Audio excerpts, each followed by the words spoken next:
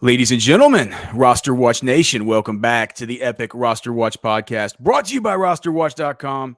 My name is Alex Dunlap here, of course, with our good friend. He's the co-owner at fantasypoints.com with a lot of guys you've heard on this podcast before. Of course, the guru, John Hansen, of course, our great friend, Mr. Scott Barrett. But this is the man behind the man, the man behind Yards Created, the lead dog in charge. His name is Graham Barfield. You can find him on Twitter at Graham Barfield. Graham, how the hell are you doing, brother? I'm doing good, man. It's good to talk to you again. Good to come on your show again. I really appreciate the time.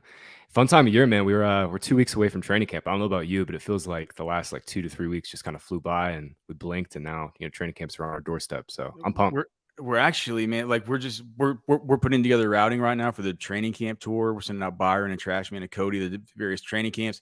It's actually less than 2 weeks, man. We're 9 days away from rookies. Right. We are 12 days away from everybody got to be there. So it's we're we're screaming up on it right now, dude. It's gonna be a ton of fun.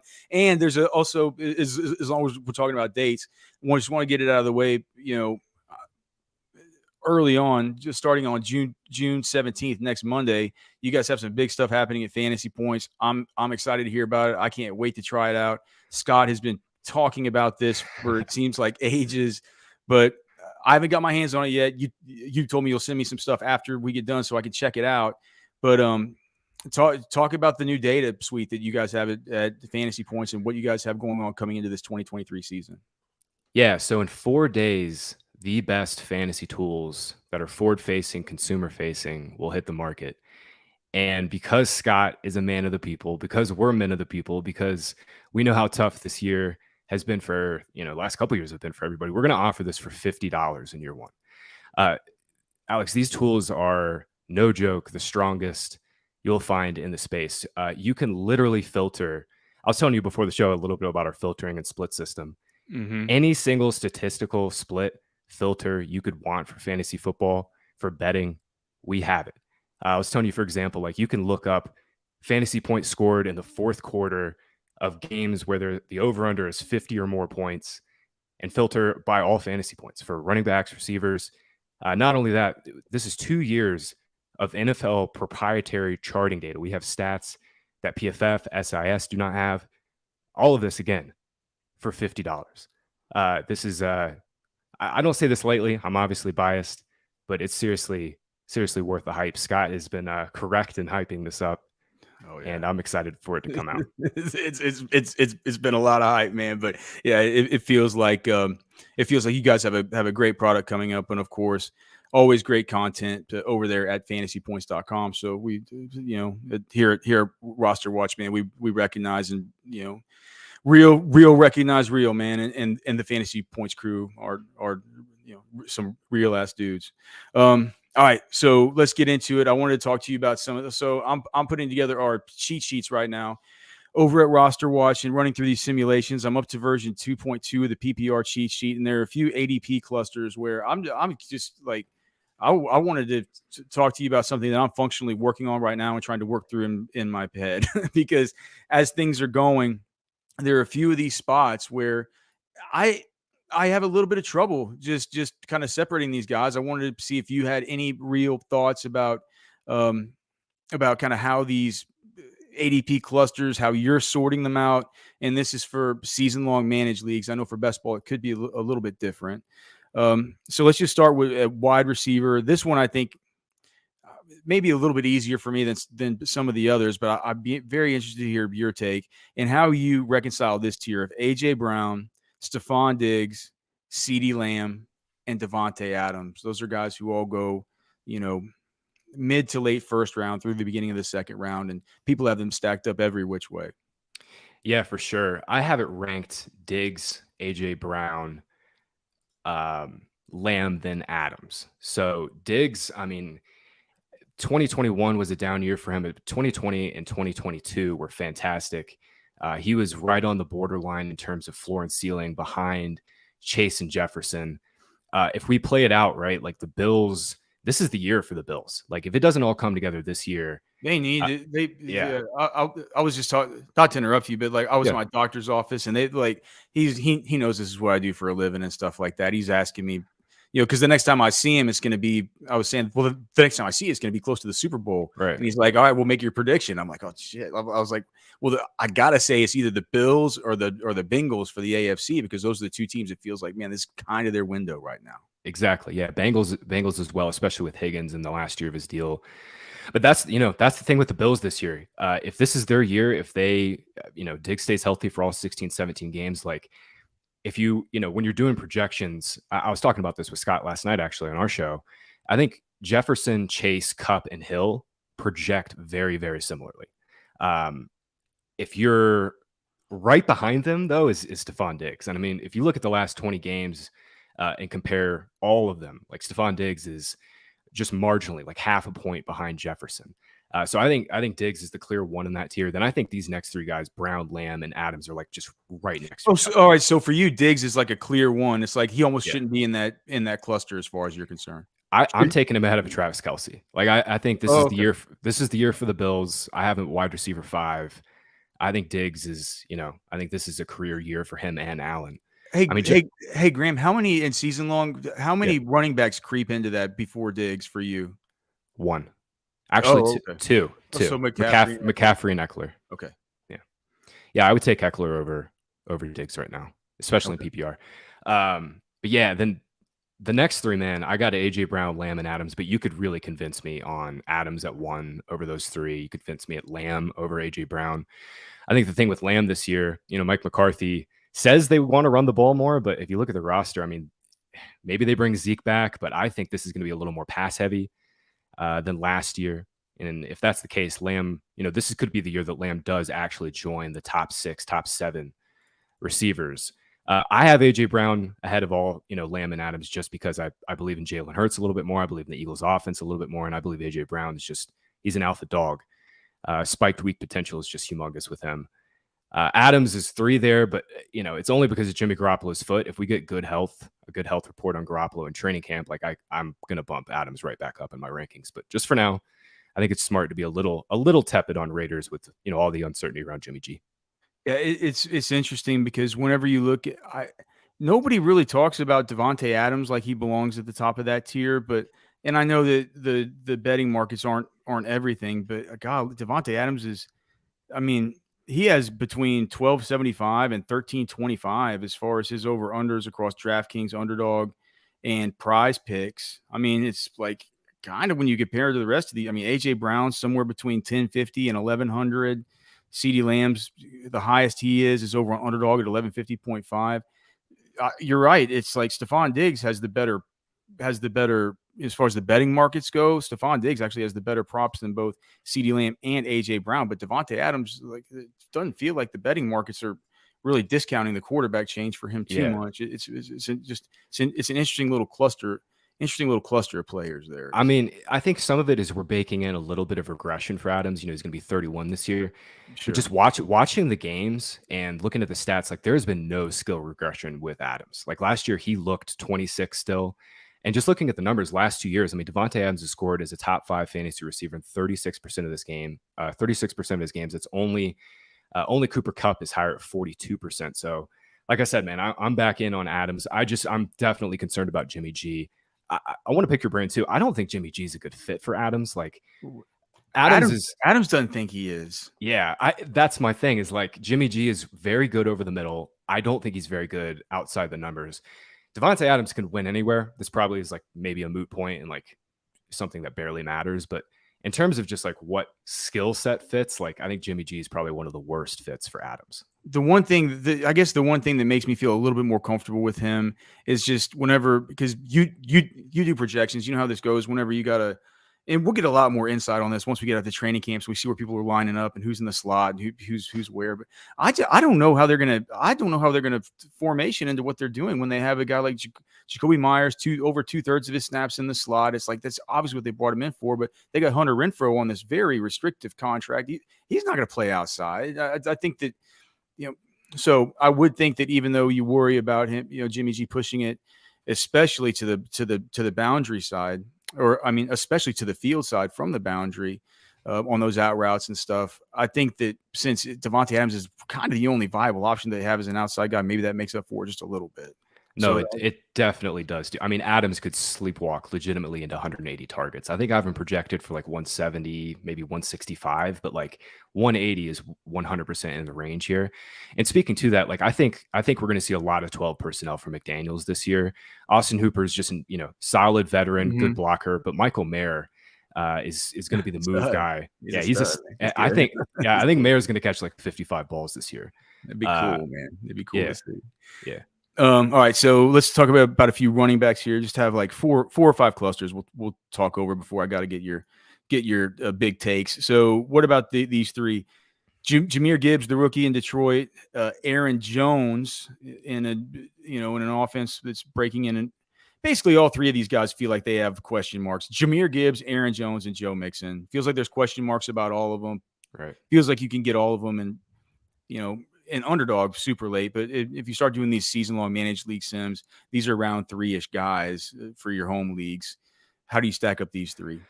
Gibbs is one of those where it's like if I'm in PPR, I'm going to bump him up a few spots in my cheat sheets. I just think he's a massive upgrade on DeAndre Swift in that receiving role. In half PPR, I'm a little bit more skeptical just because I'm not as sure about the touchdowns. I think David Montgomery will be a big factor inside the 5. That ultimately will limit Gibbs' ceiling in year 1. But, I've made this point before, Gibbs could score 6-7 touchdowns this year and still finishes RB14, RB15 at PPR. It's interesting to me. I don't know why we've stopped drafting Aaron Jones. Like, what happened to Aaron Jones? Like, what, and if anything has happened to Aaron Jones, he's not regressed one bit. It's not like Alvin Kamara. He's not going into his age 29 season, clearly regressing. Aaron Jones has been nothing but one of the best running backs in yards after contact, missed tackles forced. Basically, any advanced analytics, Jones has been fantastic in. I still think he's the same guy. I think, Derrick Henry's going in the 3rd round of a lot of underdog drafts. Henry's going in the 2nd round of a lot of redraft leagues. If we're taking Henry confidently in the 2nd and 3rd round, like Aaron Jones should be going in that pocket too. Joe Mixon's the one guy, though, man, I'm kind of out on. I've been super high on Mixon's talent. Basically his entire career, but there was some massive. Yeah, wasn't he one of your big yards created guys? Like, I remember that when he was coming out. I remember thinking Graham was high on him or something. Yeah, man. Yeah, I loved Mixon coming out. I think in terms of yards created, he's still one of the best backs that I ever charted. But man, last year was really rough for Mixon. Behind the best offensive line he's ever had, about 70% of Mixon's carries went for fewer than 5 yards. He was dead last among all running backs in missed tackles forced per attempt per fantasy points data. I mean, even worse than Leonard Fournette. I think Mixon is like, I know he's got the big contract. The Bengals really don't have another option. It'll be really interesting to see if they bring in a veteran, but Mixon, just looking at the numbers, man, he might be at the end of the road here. Huh. Okay. Well, that's interesting. It's because to me, the way that I've thought about it is like, it does seem like there's been a falling off, but it feels like between Mixon and Aaron Jones, it feels like Mixon, I mean, he's going to be in probably in scoring position a little bit more often. Absolutely better offense. With that being said, he hasn't, like, you're right. He hasn't looked like himself. And you said that your fantasy points data said that. I know that if you look at PFF, Sports Info Solutions, some others, they also said that there was an efficiency fall off last year. And I mean, you can kind of, you don't even need that to kind of see it with your own 2 eyes. Right. Outside of a few just explosive, just ridiculous outburst games. Yeah, I mean, 58 yards per game last year on average. Previous 5 years, he was at 75, 76 yards per game. So from a bulk standpoint, from an efficiency standpoint, Mixon's numbers were really bad. I mean, Bengals run a ton of zone blocking. No. Mixon was one of the best zone runners I've ever seen come out of college, but last year on his zone carries, he averaged just 3.0 yards per carry. That's not good. I'm definitely a little afraid of Mixon. I was drafting him though, man, like in this, in the May when he was going to like the mid 5th, late 5th. Yep. I was in there, but he's getting steamed up a little bit. Yep. I think there's a lot of risk with Mixon this year. Once you start drafting with the homies from the college and the dudes from work and all the rest, man, Mixon's going to get 3rd round pick. Yeah. Yep. Okay. So here's the hardest one. I think maybe it's not. It's the hardest one for me. These guys, Jerry Jeudy, Christian Watson, Drake London, Terry McLaurin. I mean, I just sometimes throw my hands up and say, should I just go by ADP with these guys? Like I have many thoughts about each one, but I'd be interested to hear what you think and how you stack up these players in this particular tier. Yeah, Judy was freaking awesome last year, man. Like, if we just look at the games that he, so I'm a big fan of, like, if a guy gets hurt after the first snap, like he did against the Titans, he hurt his ankle, or second snap, whatever it was, like, we should probably just discount that game. And if you discount some of his injury games and only look at the games where he started and played over 50% of the snaps, Jerry Jeudy was a top 12 fantasy receiver last year in PPR. Crazy. Not only that, he led all receivers in yards per route run against man coverage. Like, Jerry Jeudy's awesome. If Russell Wilson is not cooked, like, I think it's got to be make or break for Jeudy this year. So I have him as the one in this tier. Then the next three guys, man, I'm with you. I really don't have a great feel. You can make a case for Christian Watson as easy as you can. Drake London, second-year receiver who was awesome to end last season. Like, those guys are always good bets. But the problem is now they're fourth-round picks. You know, I think in years past, Watson and London probably would have been fifth, sixth-round picks, but ADP's gotten a lot sharper. We know how to identify second-year breakouts better. You know, Watson and London are not two guys I'm exactly like all in on. I'm also not exactly shying away from. McLaurin, though, I have him ranked ahead of Watson in London. Dude's just been nothing but consistent with bad. So it's for Jeudy, then McLaurin, then it gets really nebulous with the Watson and the Watson London. You could kind of go either way. Yeah. I think I like Watson a little more than London, just because I think Kyle Pitts coming back, you know, that's a huge thing for London. But McLaurin, man, like, with awful quarterback play year over year, he's been around 1,100, 1,200 yards, 85, 75 grabs. Look, I know it's not sexy. I know there's going to be weeks where McLaurin scores 3.5 points and you hate it, but man, I mean, he still scores 20 fantasy points, up there with the best of them. So for me, it's Jeudy, McLaurin, Watson, and then London. But again, it's really tight between all four. I could easily see London's outscoring all four of these guys. Like, he's awesome. Yeah, no, I do. I could too. And I think as I think through it, you know, with the stuff with Watson, you just look at the last 8 games of last year, he was like wide receiver 9 in PPR. I mean, I know that London was good to end, but Watson was outrageous to end. It's just a matter of what do we get out of Jordan. I mean, there's questions about all these guys. It's what makes that kind of tier so hard. Yep. Okay, here's another hard tier, dude. Here's another one. And this could change by the time people even hear this, if the weird DeAndre Hopkins stuff with the Titans happens, because it involves Treylon Burks. So how about this group here? More of like kind of 7th-ish, 8th roundish in redraft group of wide receivers here. And Treylon Burks, Brandon Cooks, and then the rookies, Jordan Addison and Jackson Smith and Jigba.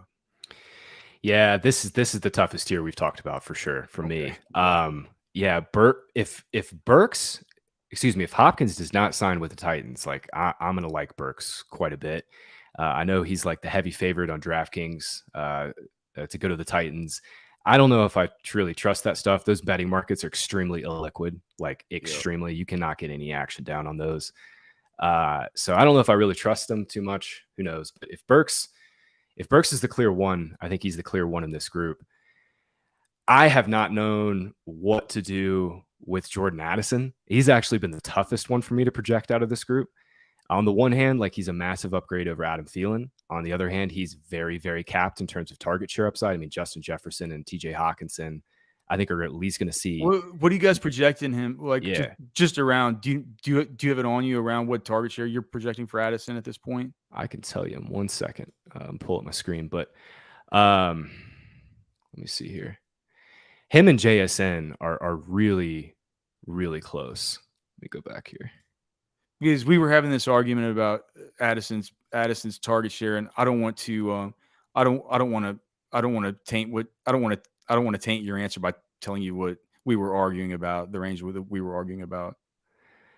I got Jefferson 27, Hawkinson 21, Addison 18. Addison 18. All right. So, I mean, it's probably, I think that I was saying that we need to get Addison closer to 20.5, maybe 20, but the pushback I was getting was, well, what about Hawkinson, you donk? Like, you know, it's like, it's hard. Yeah. Hawkinson really outshot in terms of his targets per route run. That was mainly due to that one game where he got like 19 targets or whatever it was. It was like week 16. He was just like the nuts tight end. Yep. So that spike game was a big part of it. So Jefferson 27, Hawkinson 21, Addison 18. I'm kind of with you. I think I'm a little too low on Addison. Actually, I'm looking at JSN right now too.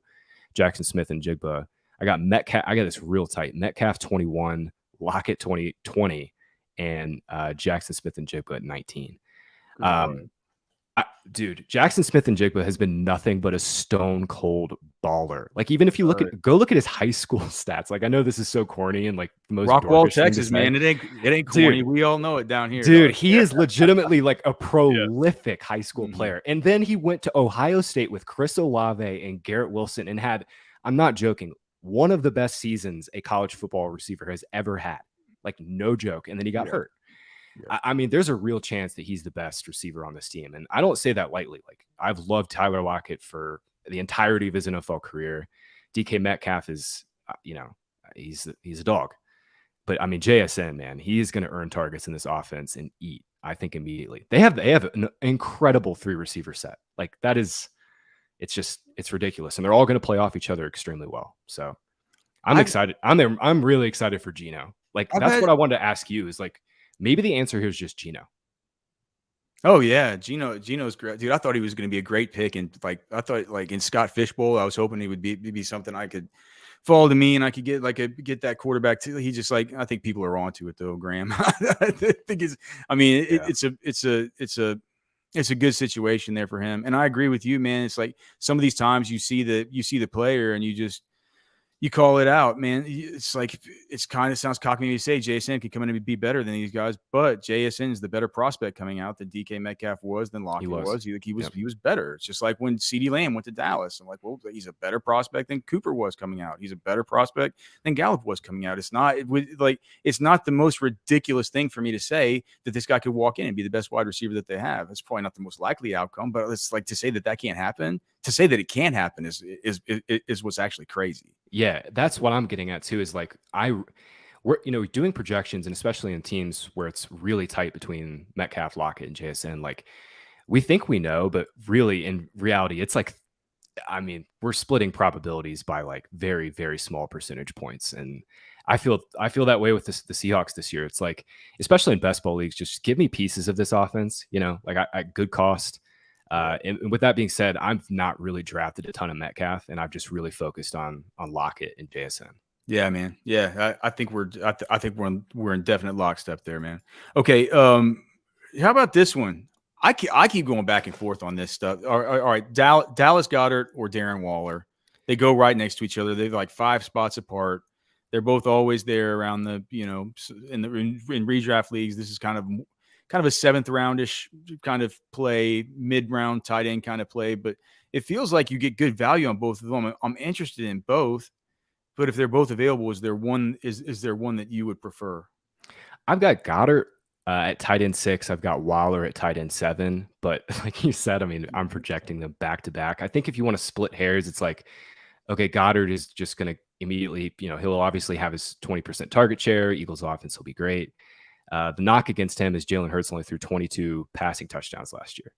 AJ Brown figures to probably get 7, 8, 9 every year. Devonta Smith, he'll always be involved. So I think Goddard is capped a little bit in terms of his upside. Darren Waller could very well be a 26% target share player again this year. However, I mean, he obviously comes with, he's 30. He's not played full seasons in back-to-back years. There's a little bit of skill regression. Dallas Goedert is like one of the best tight ends in yards after the catch. Darren Waller was horrific last year, like literally dead last in yards after the catch. Now, granted, some of that is due to usage. He also had an extremely high ADOT, so he's getting targets further downfield. There's less opportunity for yards after the catch because the coverage is tighter. He doesn't get a lot of screens, so it could have just been usage factoring to that number. I don't think Darren Waller's washed, but I'm just saying there's, I think, a little bit more risk with him vis-a-vis Goddard. Before I ask you these last 2 questions and let you talk about, give them one more shout out to what you're doing at Fantasy Points. I just want to ask what you guys are doing when you look at the personnel here. Because you have 2 guys in Hodgins and Slayton. So for the Giants, right? You have 2 guys in Hodgins and Slayton who project on the outside. Jalen Hyatt maybe will come on down the stretch. But you look at who they've brought in these. So if they're going to be using Waller as like a slot guy, right? Like they've been talking about, he's going to be heavily involved in the slot, lining up outside. Like, why did they bring in Paris Campbell? Why did they bring in Jamison Crowder? Why like Sterling Shep? They brought back Sterling Shepard, who says he's going to be healthy now. I know Scott always talks about Sterling Shepard, about how you can get him so cheap and he's always good in PPR. Like, I've heard this a million times in his various pitches he's sent me for trades involving Sterling Shepard. Wan'Dale Robinson, he's hurt to start the season, but he's purely a slot guy. Like, do you start to think like there's too many of these little wide receivers that need to line up in the slot, that maybe there could be a little bit of a squeeze as far as snaps for Darren Waller? Yeah, it's gross, man. Like, it's really, really hard to project these Giants receivers. I don't want anything to do with them in season long. Mm-hmm. For best ball, I've had it ranked all offseason. I've had Slayton at 1, and I have I have Slayton, Campbell, then Hyatt, then Wan'Dale, then Shepard. The reason for that is, I mean, once Darius Slayton became a full-time player last year, he was awesome down the stretch. Like, pretty strong wide receiver 4 in fantasy, led the team in targets per route run, led the team in yards per route run. Analytically speaking, Darius Slayton's the best receiver on the team. And he's also the only receiver, I think, that can play outside all the time. Like, he's the only guy that can play X. That's really the big differentiator. After that, man, like, I think if Wan'Dale comes back healthy, like, he's probably going to start over Campbell. Like, Jalen Hyatt's going to struggle for snaps. Like, it's really tough. I think it's just going to be a full-on rotation. I think Waller will end up leading them in route share, but I'm with you. I don't think any of these guys are probably true, like 90% snap share players. All right. He's Graham Barfield. You can find him on Twitter at Graham Barfield. You can what's the Fantasy Points Twitter handle? Yeah, at Fantasy PTS, and then the data account for the new data suite is at Fantasy Points Data. So, and they can go there, like, you guys have that sign up. You got the stuff for, I know that you have you guys during the season, you have the DFS podcast for your listeners. Tell them about your offerings. Just give them the pitch, man. Yeah, man. New data suite products coming out. Was talking about at the top of the show, all new fantasy tools that are going to be available for $50. Like, I legitimately feel stupid giving it out for this cheap. But once you see it, once you get in there, you'll be able to see what I'm seeing. Once we launch July 17th, that's in 4 days, you can go in. We're going to have a free trial option. You can have a free trial for 7 days. Check out all the tools. And I'm sure once you are done with your free trial, you are going to want to subscribe. Yeah, man. I'm proud of you boys, man. I'm proud. I'm proud. I know how hard you guys have worked for this, man. Appreciate it. So go out and support our good friends, Graham and Scott. Okay, here are the questions. Here are the two big ones. These are the ones that people are going to skewer you over if you get them wrong. All right. Can't wait. The one player that will certainly smash his current ADP, that you're certain he's going to smash. I really like Miles Sanders. And all right, dude. Good. Yeah, man, nice. Good. So good. We're talking season long, right? Yes, for season long managed leagues. Yes. Season long managed leagues. I think Miles Sanders is mispriced by 2 rounds. In terms of workload, we're talking projections. Yeah. I think Sanders is going to walk into 225 carries. They've been talking about getting him more involved in the passing game. I've never really thought he's a great receiver, but he can play all 3 downs. Obviously, Jalen Hurts, was scrambling, not really checking down too much. What his role was with the Eagles, especially last year, was truly just an early down player with very, very little passing down upside. I think if the Panthers are telling us the truth, and by the way, Frank Reich is not a BSer, I think he's going to play all 3 downs. And they paid him like he's going to play all 3 downs. Chuba Hubbard is not really somebody who scares me at all. I think he's been, just a guy. For seasonal leagues, Miles Sanders will be my RB2 on pretty much all my teams. Graham, and you just think about it like this. I mean, listeners to this serious show and this podcast have heard this from me, but I just wanted to tell you, if we do think about Bryce Young as a Drew Brees-esque quarterback, which I do, I do, and we do look at the way, if you just watch Jahmyr Gibbs last year, we talked about Jahmyr Gibbs early. I mean, 47 catches last year. Like, Bryce Young loves getting the ball to these guys in the screen game. He just does. He's a lot like Drew Brees in that way. This is true. about this 3-down usage stuff. Whenever Frank Reich says we see him as a true 3-down back, we got him on a 4-year deal. He's the most secure of any running back in what was a pretty good free agent class. He got the best deal of anybody. He's got the best depth chart around him. Like, he's going to be a perfect outlet for a guy like Bryce Young. I completely agree with you, man. I'm happy to hear that he's a player that you're high on as well. Yeah. And I'm like you. I've never been on Miles Sanders. Yeah. I've never been on him. I was so stupid last year, man. I got to admit, I loved all of the Eagles. I loved Jalen Hurts was like my quarterback in every single team. Well, that wasn't stupid. Yeah, no. Hear me out. I loved AJ Brown. Was drafting him. Especially loved Devonta Smith. I drafted like no Miles Sanders, and I've been a guy who's drafting Miles Sanders in the 8th, 9th round every single year. And last year was like, man, I just can't do it again, and that was a massive L. I think 6th round for him is insane. Like he should be in that 3rd round mix with Aaron Jones. Yeah, and all those guys we were talking about. And in the season long stuff, it's going to be different than underdog. You're going to be these sims for the season long. You're looking 4 or 5 turn. It's still fine. It's still good. It's still good. I've had him ranked at the 4 or 5 turn all offseason. I think I would go higher. I could go higher on him. I was talking to Joe Dolan, like he's got him at like 40, 38, 39, 40 overall. I think that's actually the right spot about it. And real quick, put a cap on Sanders. Like his rookie year, man, he caught 50 balls. Yeah. Everybody's forgot he caught 50 balls his rookie year, and he was good, really, really good. Like efficiency was great, very little drops, and then like I said, they brought in Hurts and they just stopped throwing to him. I still think Sanders is a very fine passing down player. He's not Alvin Kamara, he never will be, but as long as if we get him 40, if we can catch him, he can catch 40 balls this year. Like he's gonna smash. Yeah. All right, here it is, last one. Graham Barfield, one player you are certain is going to bust at the current ADP. This one feels like a layup. I'm going to say Juju Smith-Schuster. Okay, yeah. That's a good answer. He's a 9th round pick, man. Like 9th round pick in half PPR. Yeah. I don't mind him as much in full PPR, but he's a 9th round pick in half PPR. Listen, he could not stay healthy for a full season last year. I'm not hating on Juju. I still think he's a fine player. But I just think, his knee is legitimately degenerative.